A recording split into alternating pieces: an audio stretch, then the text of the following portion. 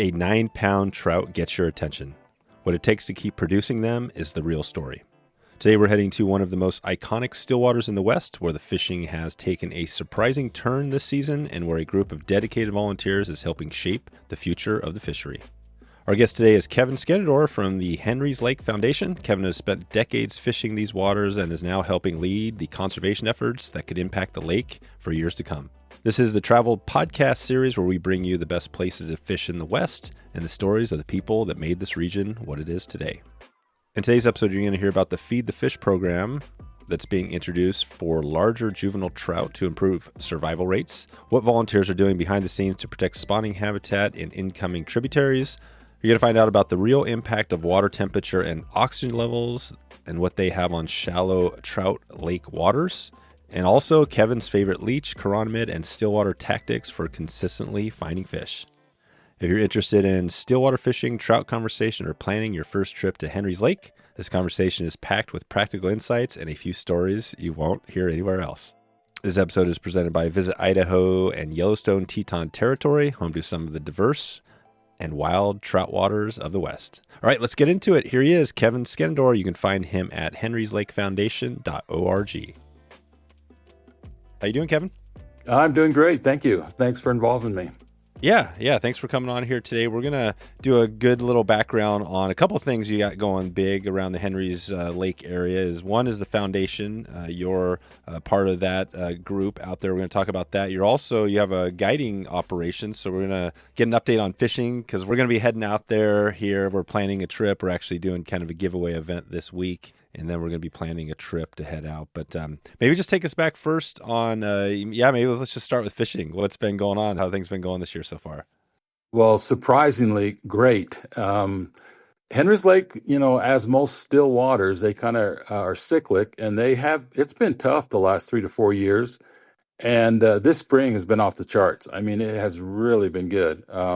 Everybody I talked to, including the UPS man that just walked to my door a few minutes ago, told me probably had the best Memorial Day weekend he'd ever had. I mean, No kidding. It's gone from tough to, ice was off early. Ice was off in mid-April. It was off 4 weeks earlier than normal.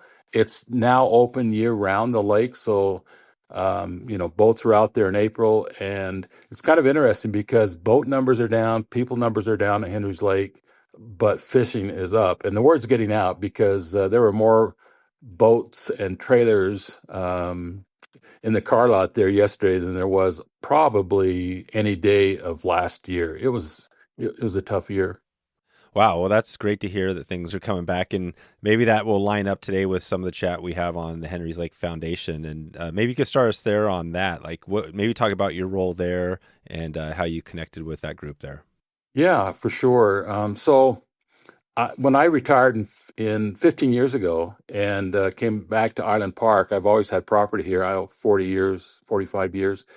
Came back and I knew of the foundation. I'd been to their dinners and their fundraisers and volunteered to be one of the directors for the foundation. And it's really pretty incredible organization. I would say it's one of the only truly volunteer organizations.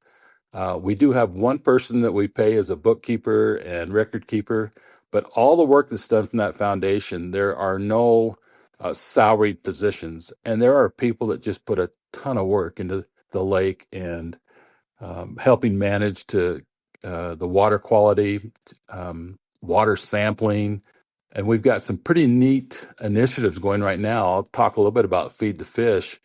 I'm over a golf tournament on June 19th, and all the money that's going to be raised from the Feed the Fish golf tournament is actually going into an initiative that we started a year ago. And we've actually got a couple of runs down in Ashton that we're putting some fish in from the Henry's Lake that have been, eggs have been stripped. They've been pressurized so they stay as a triploid, but instead of putting them in at such a small fry that like the state of Idaho does, we've partnered with the state of Idaho to basically manage these runs. And we put in about 18 to 19,000 of these hybrid last year, and we put in 20,000 on May 5th. Hmm. So we've extended that period of time before entry into the water in hopes of really stabilizing the retention rate on these fish that are going into the lake. So it's a great initiative. It's been it hasn't been an easy activity because you have to coordinate with folks. We had to hire a biologist. We had to meet all the standards that the state has, but they've been great to work with. And I think that's another thing that's kind of interesting where you're out and about, you fish different states, different areas, and there's kind of an acrimonious relationship with the Fish and Game. But the Henry's Lake Foundation has supported a whole host of different activities that the state of Idaho has got some funding on. We match some funding. Good example of that right now is going on at Howard Creek, where they're putting up some jack fences to keep the cattle out of the creeks that come in. A lot of riparian work over the last, I think the foundation's actually existed about 45 years. They've done a lot of protection activities for all the waters that come in. There's about 12 different creeks that are fairly substantial that feed Henry's Lake, and it's pretty exciting to be a part of. Really enjoyed it. Wow. Yeah, and the Feed the Fish is, it looks like, so it's a raffle fundraiser. Describe that, how that works a little bit, and how would people get involved? Yeah, well, we've still got room for one or two more teams. On June 19th, the tournament, it'll be a four-man scramble. And basically what we're going to do, we've got different activities that tie into fly fishing almost on every hole. We've got cornhole set up. If you put a fly through the cornhole, you win a prize. We've got different things related to fly fishing. And we've had really just a ton of interest. The local businesses have been very supportive of our activity. The foundation has of an additional fundraiser happening the following week out to Meadowview on the 26th. But this is the first time we've hosted a golf tournament, and I've been in a men's golf league on Wednesday mornings, and I said, let's give it a try. So to this point, we've had a tremendous amount of interest. We're having an auction. One of our friends from Montana that was a head trainer for the Mariners has donated like a Ken Griffey signed bat, Oh, really? Edgar Martinez, Jay Buhner. We've got some really neat stuff to give away, Huh. and we've had a great interest in it. And so, yeah, this will be our first golf tournament, and 100% of the money that we raise goes directly to that initiative to feed the fish that we just completed this past about 2 or 3 weeks ago. Right. And that initiative you just explained a little bit. Tell us again a little more detail. So basically, maybe talk about the current management of the lake and how this is a little bit different. It sounds like you're adding some larger fish into the Yeah, lake. Yeah. that's exactly it. You know, it's pretty amazing. But again, the Henry's Lake Foundation was a part of about, I'm going to say 20 plus years ago, where fish numbers were down. They had a couple of different issues. They've had some water temperatures that got fairly high. Henry's Lake, deepest part of that lake is only 22 feet. Yep. Most of that lake is 10 feet. And so you've got some interesting situations to try and have a healthy fish population when if you get a couple of weeks during the summer, they get up over 80, you can get water temperatures over 70, and those types of things. But so when they really upped the numbers of fish that they were putting in every year, up to 1.2 million, close to 800,000 cutties were put in, 200,000 hybrid, 80,000 brooks. That's another thing that the foundation was really instrumental in, is getting the brook trouts into the lake. Hmm. It's a real special treat, to catch a 4 to 5 pound brookie, and we've caught a number of them this spring. It's been interesting. Last year, I bet I didn't get 5 to the boat all year. This year, I'm averaging 5 to the boat per day. Not at the 4 or 5 pound class, but a nice 16-inch brookie. Hmm. So when they're putting all these fish in every year, they're putting them in as fry. They're very small and just susceptible to a lot of things. So there's several different studies out. There's one on Strawberry Reservoir about, it just makes common sense. The larger the fish that you put in, but there's a lot of costs associated with getting those fish from fry to 6 to 8 inches to have them juvenile fish. But we undertook that this past year. I really think that the state of Idaho is going to work with us. We may not have to operate that fish hatchery in Ashton this year, but hopefully we can get some runs by the fish hatchery to get an additional population that are going in as juveniles rather than fries. So we're kind of anxious to see what the results are. It's interesting where they do these gillnet surveys, and it's fairly scientific. And the gillnet numbers that they want per gillnet is somewhere around 11 to 12 is their optimal amount. The last 4 years, it's been 2, 2.9, 3.5. This year, I think it was 3.9 this past spring. They haven't officially announced the numbers on those. So when we saw the 3.9 for this year, we were wondering if we were going to have another year like last year, that there were days that were incredible, but most days it was tough fishing. Mm-hmm. And here we are at 3.9 on the gillnet surveys, but yet we're having some really good results. One of the things we did is we clipped the left front pectoral fin on the October release or late September release, and then I think we clipped the right pectoral fin on the right side, so that when people catch these fish, and they're all hybrids, and when they catch these fish, we're asking them to report back to us the weight, the size, the length, all that type of stuff, so that we can get some good data on that. Mm-hmm. Wow. So these fish that are going in as a little bit older, how many fish are going in the lake? 18,000 went in last late September, and 20,000 went in on May 5. Oh, May 5. Okay. And again, what's really interesting and really for me, really exciting is, we ask for people to come volunteer their time to clip the fins, and we get a lot of folks out there. And it's really makes you feel good to see people invested in protecting those Henry's Lake waters and the fishery. That's cool. How do you guys do all the outreach? It seems like if it's all volunteer based for the most part at the Yeah. foundation, how are you guys getting handling all the tasks? Well, we've got some really skilled and knowledgeable people in the foundation. Damon Keene, who was the fish biologist for, I think, 14, 15 years for the lake. Him and I are going to be co-presidents of the foundation starting this summer. Richard Hodge is stepping down as a president. I think he was there for 12 years. Incredible leader, always looking to tap outside resources and for us to kind of supplement and support different activities from different foundations. One of the largest creeks that come into the lake is the Targhee Creek, and there's just been a lot of work. And just recently, the fellow, I'm going to say in the last 5 years, who's purchased that land.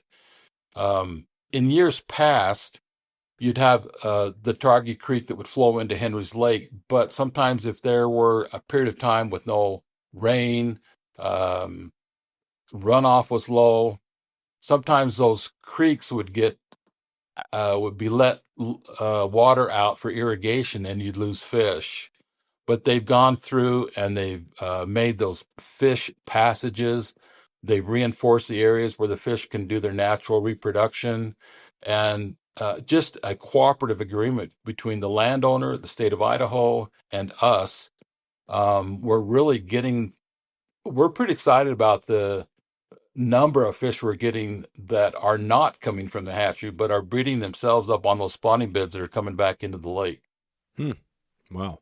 Gotcha. So Targhee Creek, that's one of the big tributaries to Yeah. there. And it sounds like, so over the years, so the projects, you described a few of them, but what are some of those projects that you guys have been working on? Has there been more raffle type stuff or more like on the ground restoration?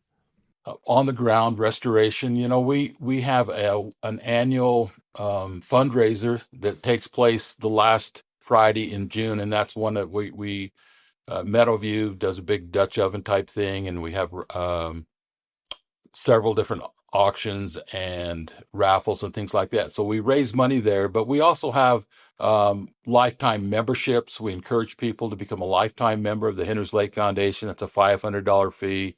We give the folks that pay that, we give them a fly rod and a Henry's Lake Foundation hat and shirt. And all those monies go towards these activities that we're doing. And for example, I'd mentioned real quickly the one on the Howard Creek of protecting that creek. the state of Idaho is getting a pretty good little grant. We're cooperating with them. We'll actually help in the management of the grant. At the same time, we'll also provide some additional funding and resources to make sure that gets completed.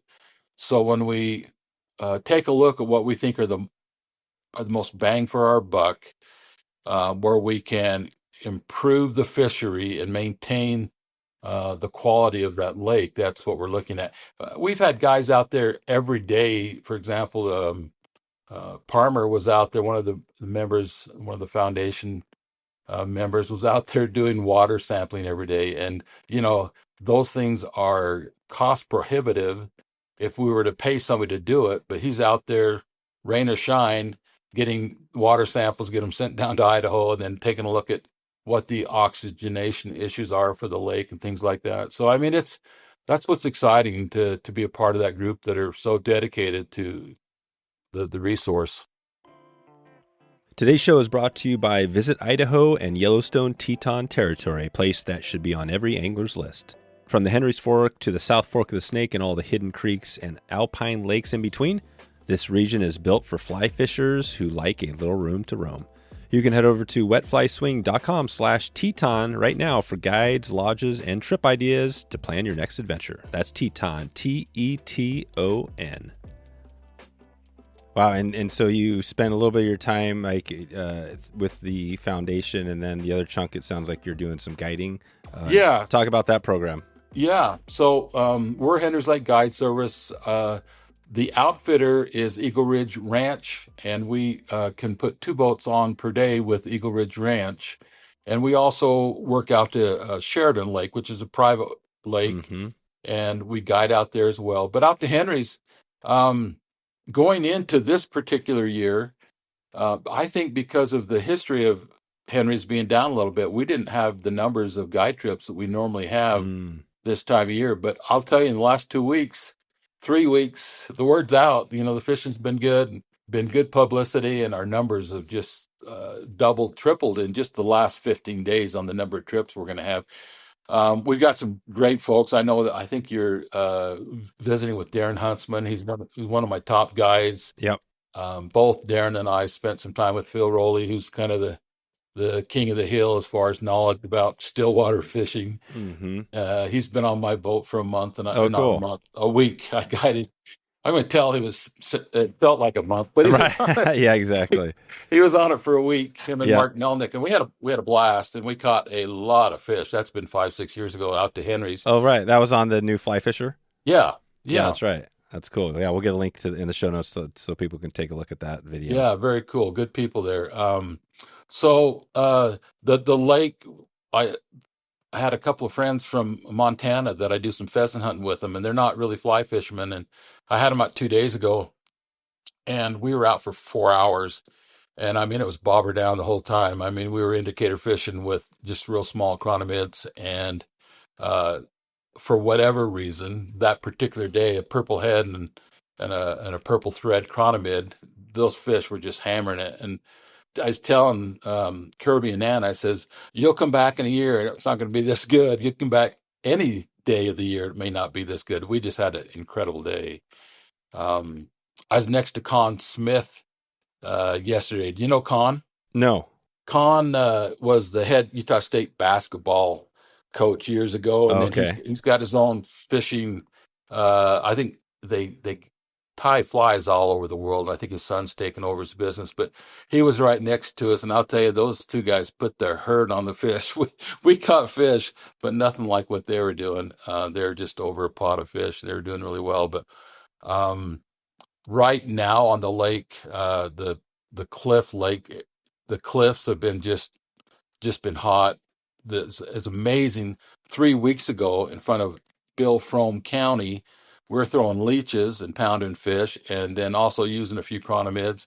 And then we went over by the fish hatchery along that north shore, and just doing a wind drift with leeches, and having fishing that couldn't get much better. That day we were over by county.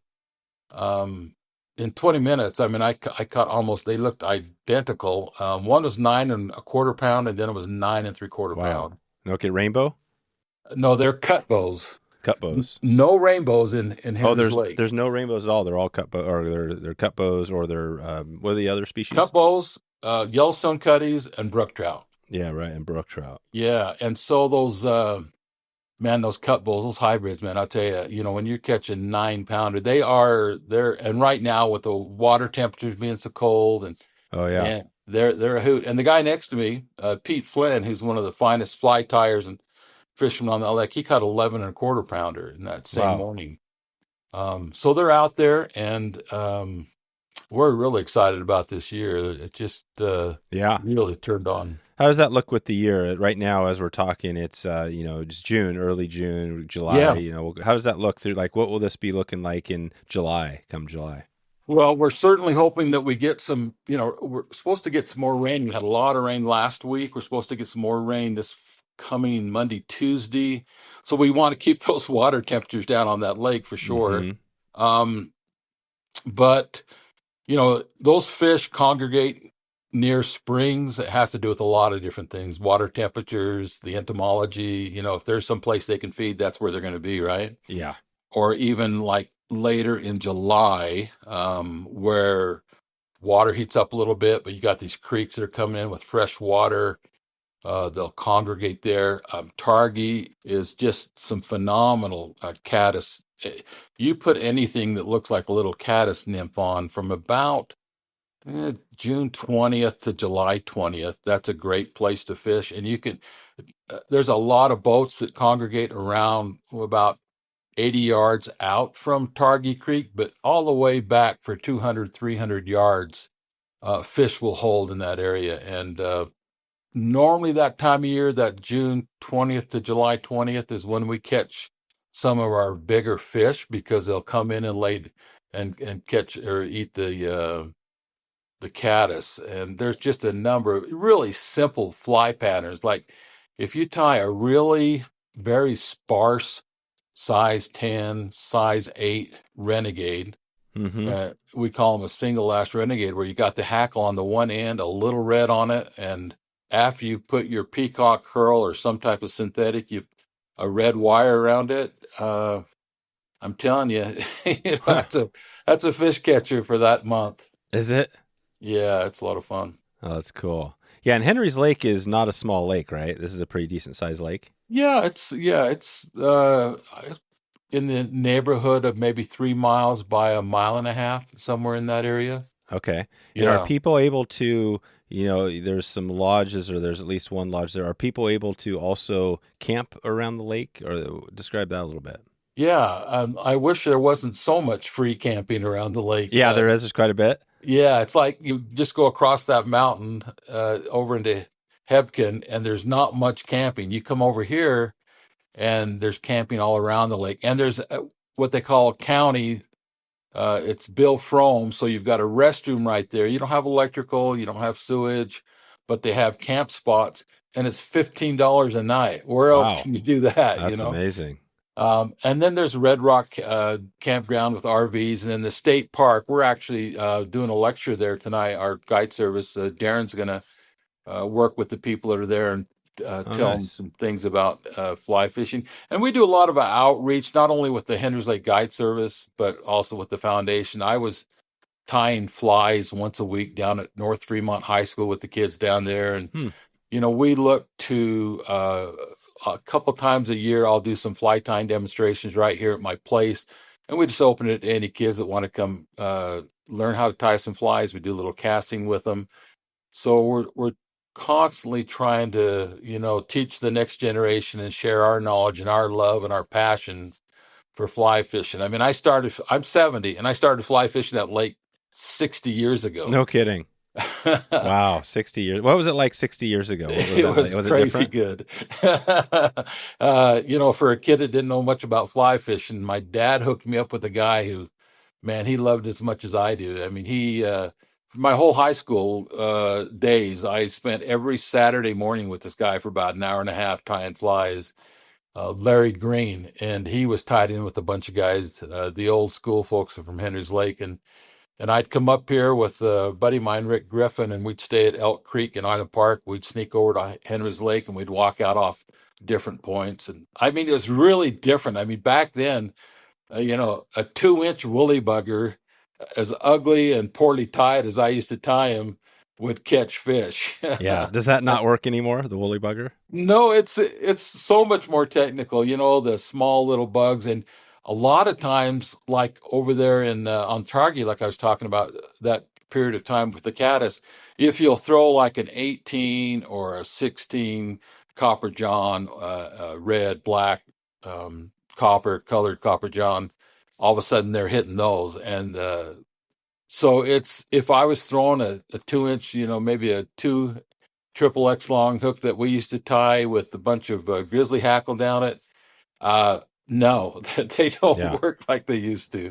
They don't. And then all the different depths and the different lines that you can buy, it's really interesting because you can be out there with what you think is the right line, and you keep changing your lines, and you get different depths, and you get a bigger belly to your line, and you get a real slow retrieval. It's just kind of showing that nymph coming off the bottom, and boom, you're on fish. I would say at any one time, I probably got close to 10 different types of lines that we're casting.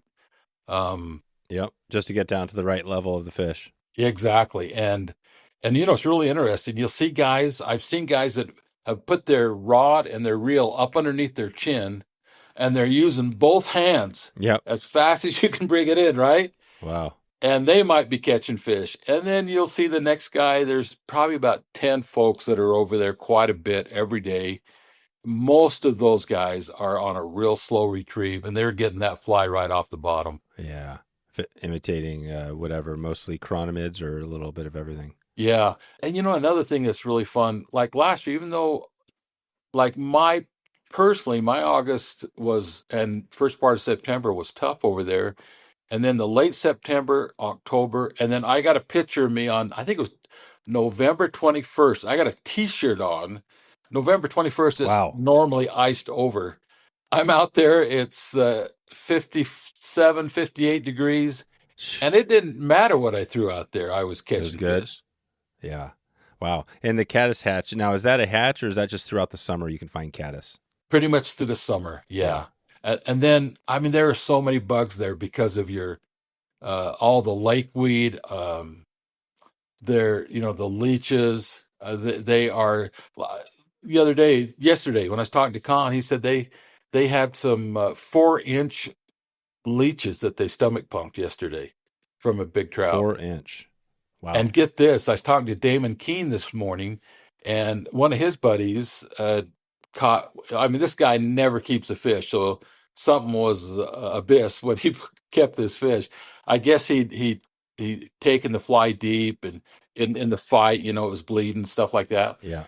So I will not say his name because he Yeah. probably would be, he just doesn't keep his fish, and none of us do. But anyway, so this fish was bleeding. He kept the fish, and he gutted it. It had 9 small trout in it No way. and some huge leeches.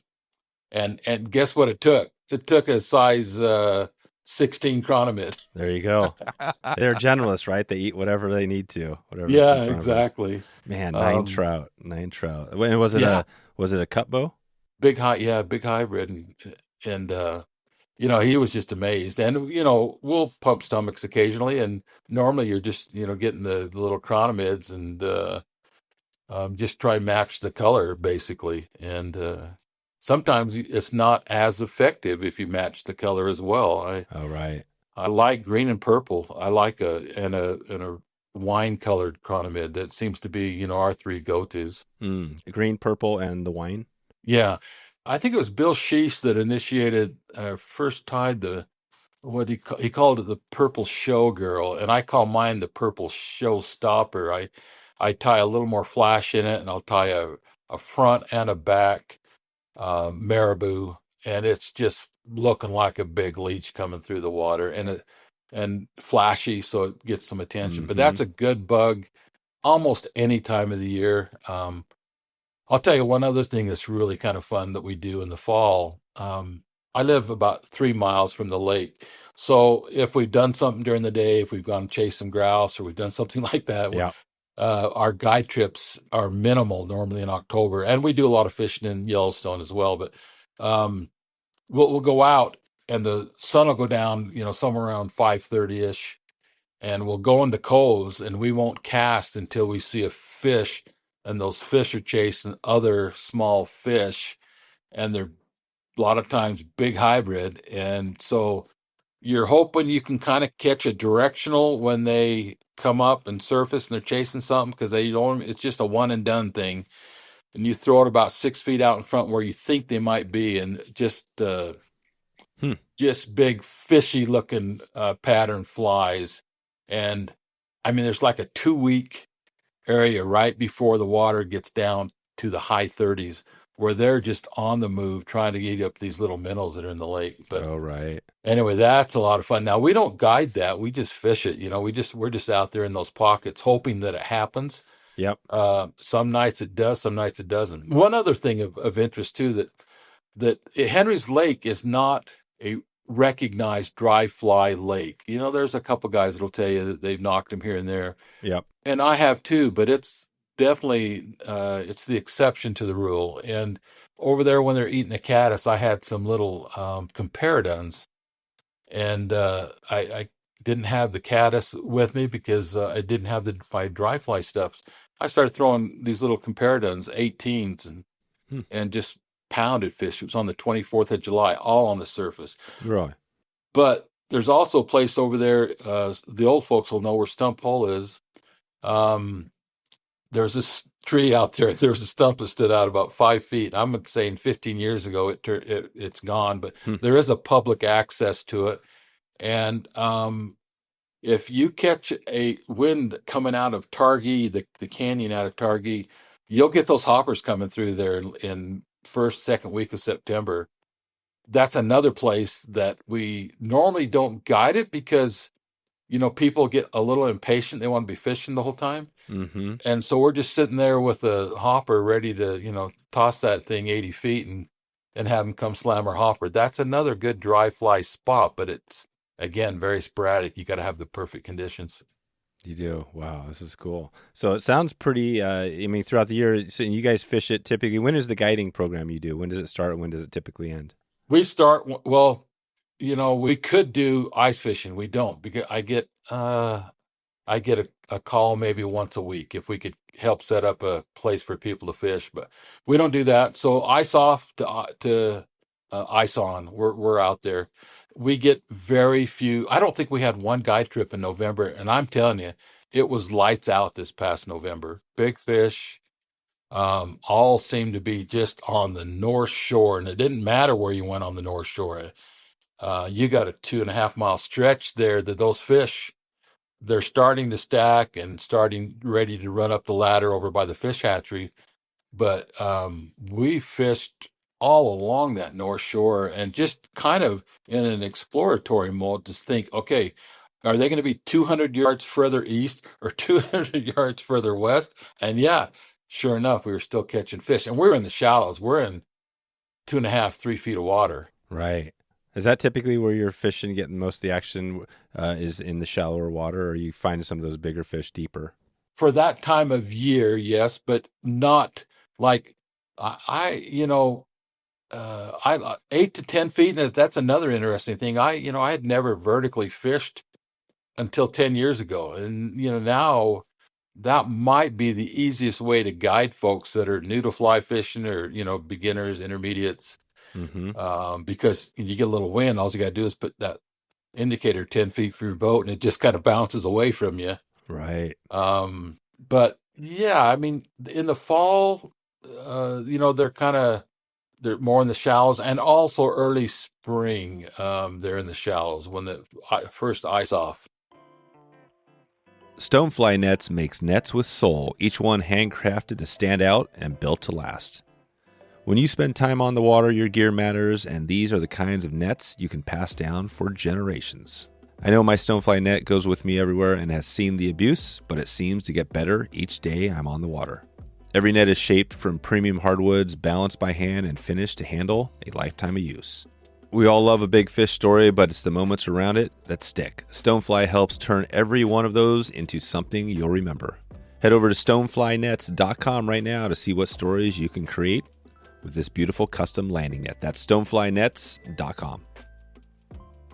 Okay, first ice off. Yeah, I think we're planning our trip a little ways out, but we're thinking in the fall. I think September, right? Yeah. Maybe later in September. What's that going to look like in that period, like September? Does that depend on how warm it is and all that? Yeah, exactly. If we get a warm September, it can be tough. If we get if we can get one or two really cold, high wind, what happens is when you get those winds, it knocks down that lake weed, and then you've got your scuds and your leeches looking for a new home, and the big fish are chasing them. Oh, wow. So they're on the bite. And so you kind of need that to knock down some of that. At least that's my opinion. That's what we find is that if we can come in after a big windstorm, you got bugs moving and fish biting. And so that can be really good. Certainly call Darren, call me, and I can tell you where we're catching some fish. Normally September's good. I think I had Phil and Melnick like the third week of September. Okay. And I don't know. You could ask Phil when you talk to him. I would think we boated over 200 fish. No kidding. Yeah. Wow. 200 fish. And you're fishing, what were you? Do you remember what you were fishing mostly? Chironomids or? No, we didn't fish a single vertical fish. We caught a vertical setup. We caught them mostly on small, like a little black electric leech. I had what I call a bruised leech, and I think he calls it a bruised leech. Mm-hmm. Just black and blue, and Mm-hmm. kind of tied. Not like it's real bulky, kind of thin. I would say we caught most of those on those flies. I'll have to tell you one quick story. Yeah. And by the way, I did write a book about my Oh, experiences you on did? fly fishing. Yeah, Now, what was the book about? it's all about fly fishing adventures. It's called Adventures of a Fly Fisherman, Oh, and nice. basically a lot of it has to do with Henry's Lake. But I was going to tell you one story.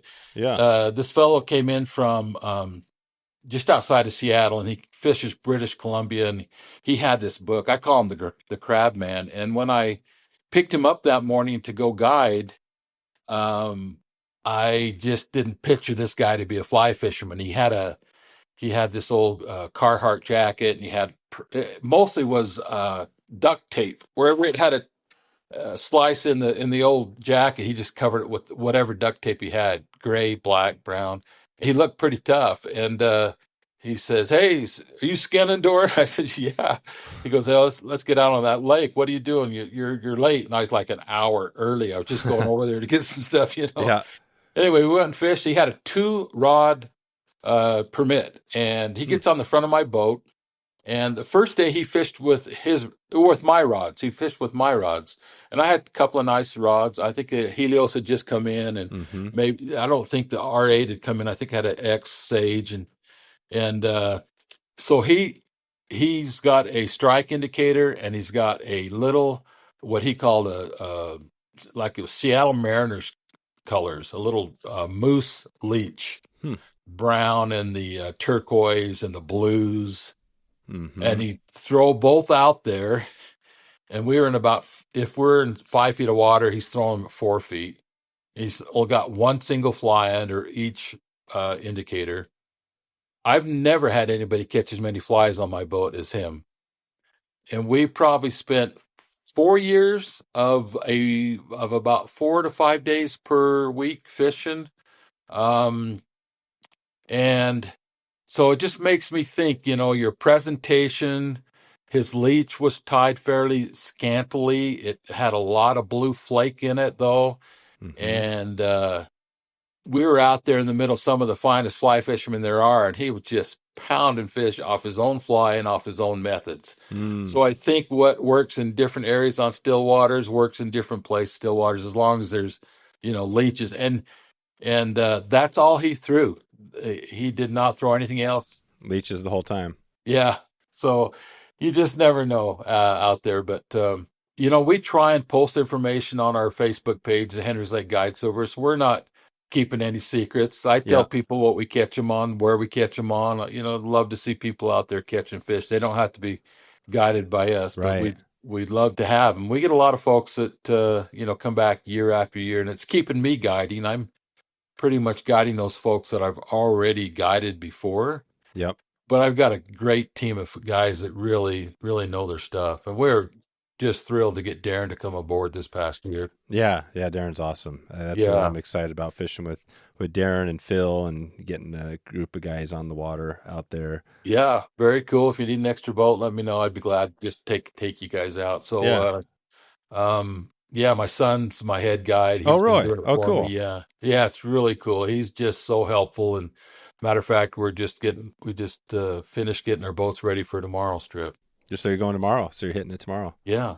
What was it like? So you were out there today or yesterday? I was out there yesterday and it wasn't near as good, but I'll tell you, Con Smith and his buddy, man, they just put the hurt on him. We caught, half dozen fish, and mostly it was a reunion tour. It's two of my best high school, college buddies that we got together, and the one least likely to catch fish had a fish on most of the day.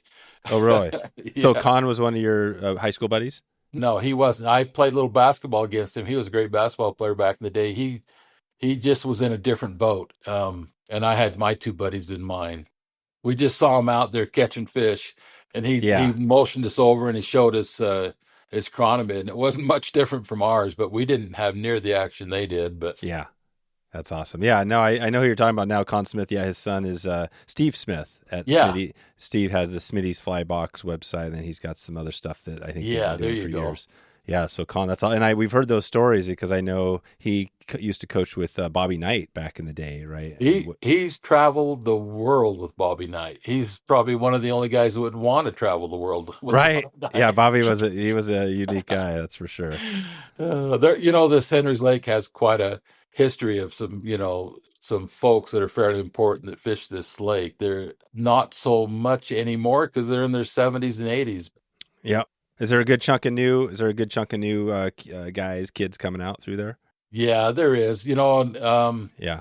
that's one of the things. And what I'll tell you, if I had somebody who was in their 30s, 40s, 50s, even, that said, "Hey, I'd certainly like to be on that Henry's Lake Foundation board. I'm looking for some younger blood." I mean, I'm 70, and I look around, and Right. I'm not necessarily Mostly kind older. of yeah. Everybody's silver. It's a gray haired bunch, but incredibly talented, knowledgeable, and giving people. I would consider them some of the finest stewards of Henry's Lake, and we need some more, and we need some younger ones. Yeah, no, that's awesome. And it's such an important part of the whole thing. Not only the lake, but right, isn't that the kind of the headwaters of the Henry's Fork? Is that how it works in the system?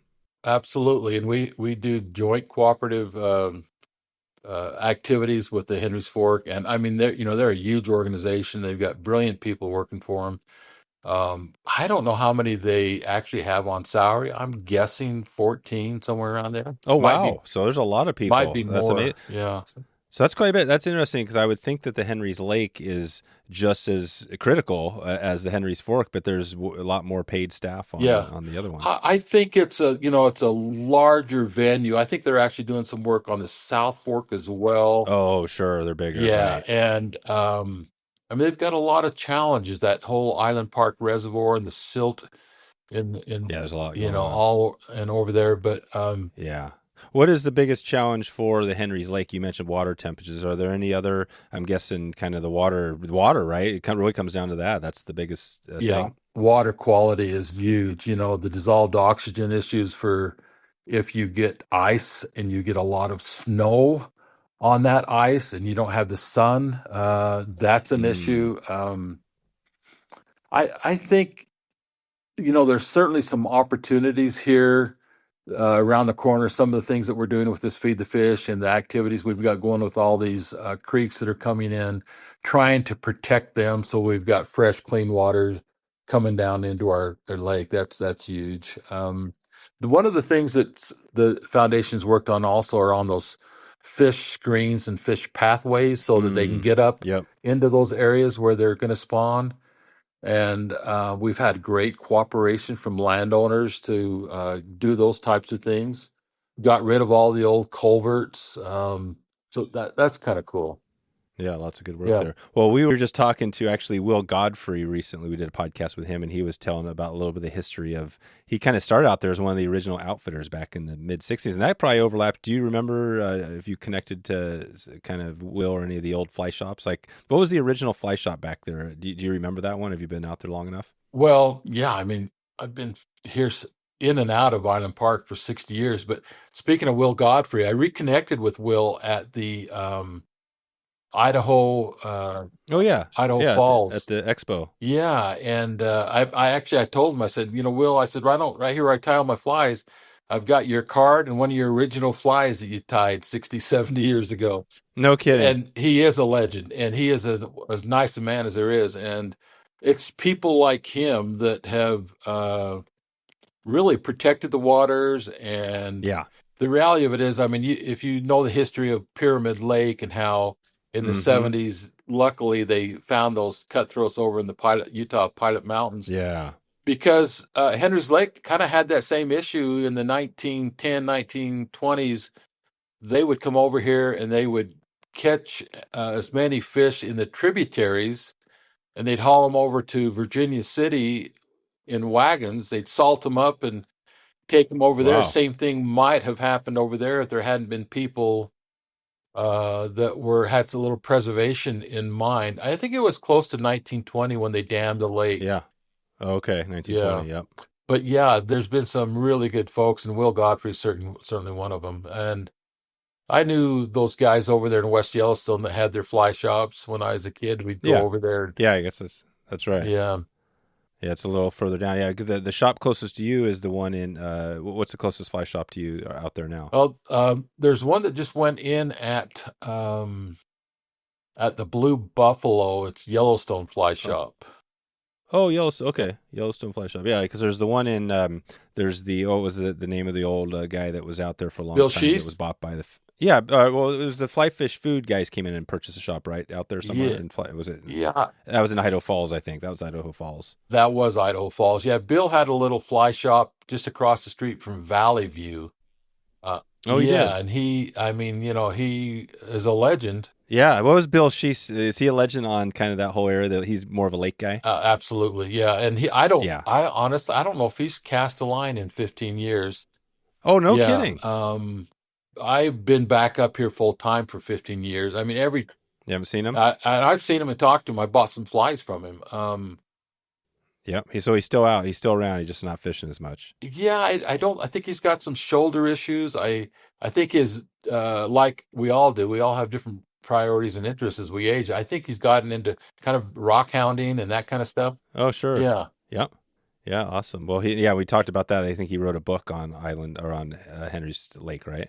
Yeah, a very exacting book, but I'll tell you, the places have changed. Like I would say probably one of the top one, like Staley's, has had some issues with silt, and they're not getting the numbers of fish into the springs. And it used to be where they called the hole numbers like 1 through 10. The first one by the cable all the way back out, every one of them was taken. And now you can just about go into Staley's any time of the year and fish it, and it's tough fishing. And Oh, it for is. whatever reason, there's a lot of Utah chub over in that corner.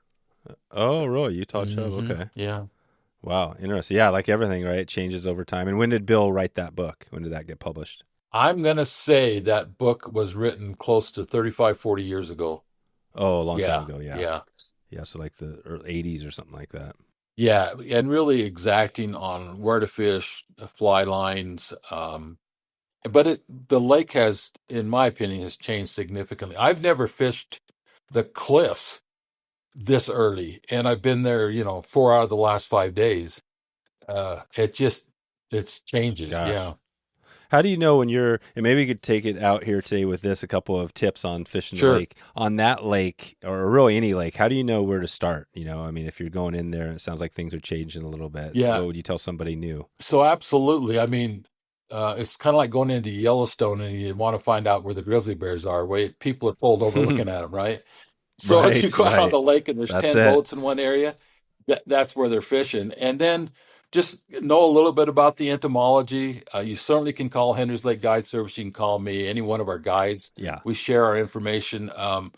So, you know, Henry's Lake is not really a good wadable lake. There's a few areas you can catch fish, but like you got a lot of lake weed close to the shore. So if you wade out, it's tough to catch fish. It's had a You need a yeah, I boat. had a guy call me last night, and a friend of a friend, and I said, just I can't tell you where to go out and catch them from the shore. But if you get into these pockets and these different springs, that's one of the things. Is wherever there's springs, the entomology, the bugs are there. You got cooler water, you got highly oxygenated Yeah. water. So you're looking for those. And a lot of times when you're seeing a bunch of people, they're over either springs or over the inlets, like Duck Creek on the west side. Or, on the west side. That's a great place to fish, Duck Creek, all Mm-hmm. along that area, 100 yards out to 200 yards out. So everywhere there's cold water coming in after mid-July, you're looking to fish those areas. Yeah. Okay. So that's it. The inlet, the cold water, because it's things are warming up, and yeah, they're huddling, Yep.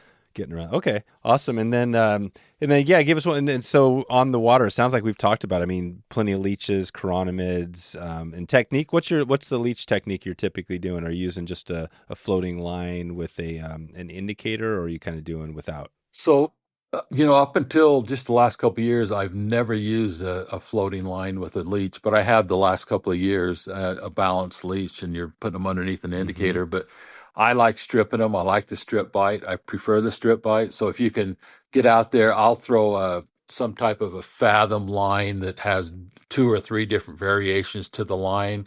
Like it might be a floating line and then a two and then a four on the tip. I Mm-hmm. really Yep. like those lines.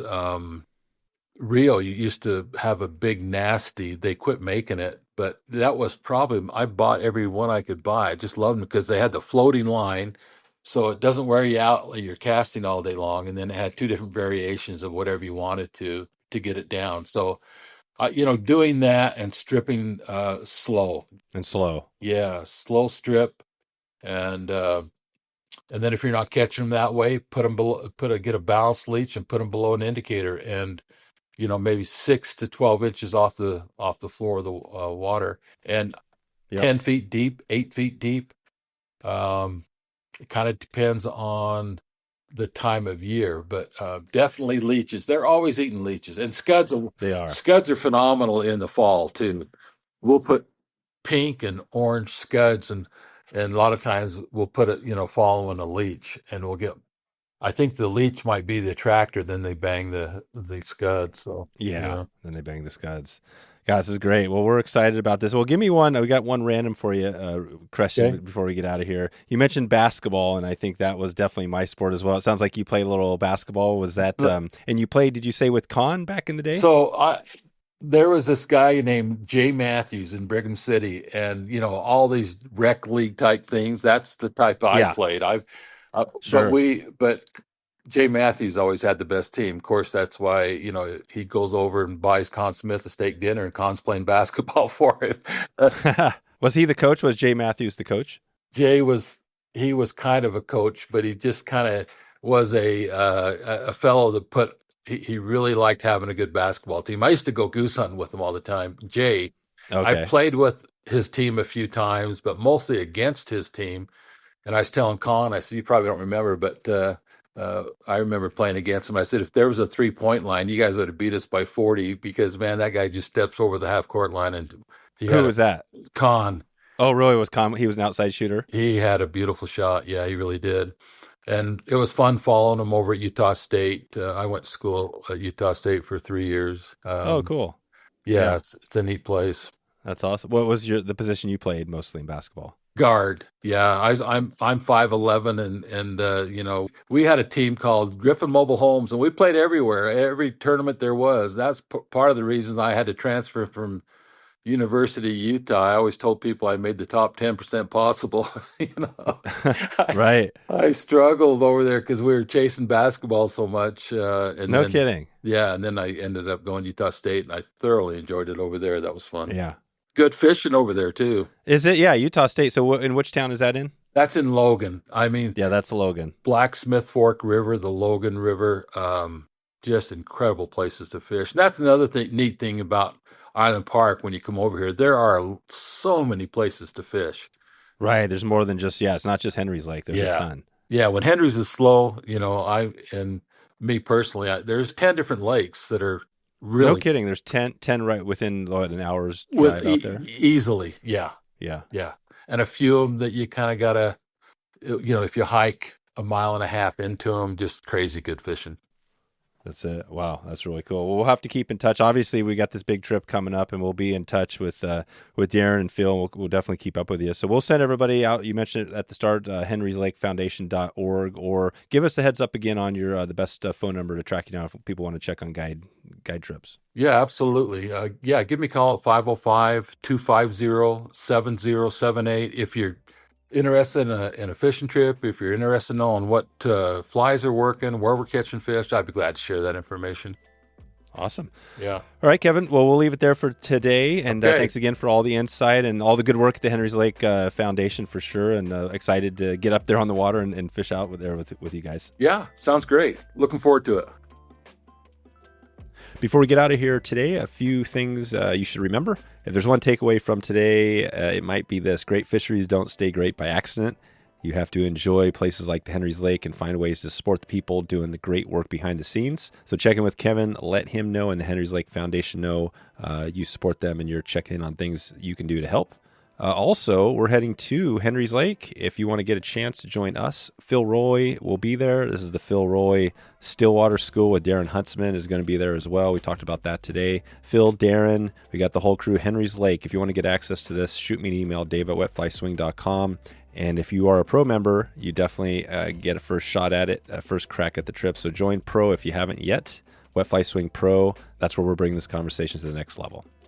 Before we hop out of here, just want to let you know we got a big episode next week. Davey Watton, if you're interested in fishing wet flies, Davey Watton is back, and he is going to take another deep dive into wet fly fishing. You don't want to miss this one. He is packed with energy, one of the best out there. All right, I want to thank you for tuning in today, and want to say I hope you get out and explore a few new waters and still waters this year and experience that road less traveled. We'll talk to you then.